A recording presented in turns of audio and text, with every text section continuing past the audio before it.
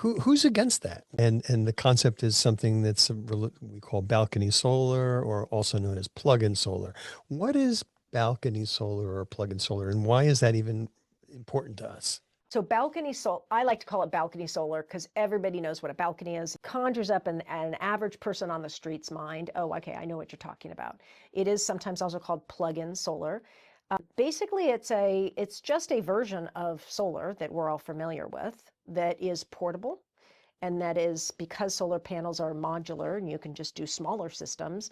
You can just hang it over a balcony railing. You can put it on a little tripod and put it out on a patio or a back deck, lean it up against the back fence, and you can run a three-prong cord to an electrical outlet and plug it in.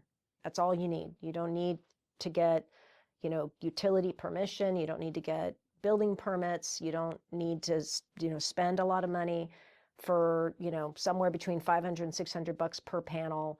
You can just plug it in and start generating. And then you don't have to buy those electrons from the utility, so you're actually saving money, and it makes a tremendous amount of sense. Who's against that? What's the problem? Well, the utilities right out of the gate. So the utilities right out of the gate, I got distracted. So the minute Utah passed, and there started to be local news stories about this interesting, additional way to go solar.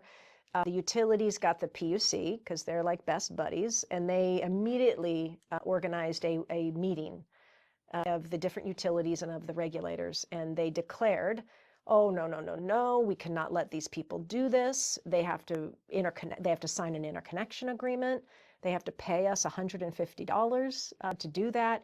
They have to get inspected. It has to be installed by a professional, electrician.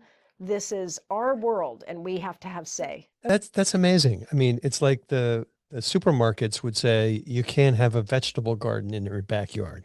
How could they possibly get away with that? But I think most politicians in California are so eager to deliver real affordability to their constituents. And I think this messaging around the utility trying to get in the way of consumers just plugging into the sun, I think it's just not going to fly. So the legislation is needed just to make it crystal clear, right? Because if the utilities and the Public Utilities Commission under the current administration had their say, they would absolutely get in the way of consumers doing this. And they would load it up with red tape and costs and unnecessary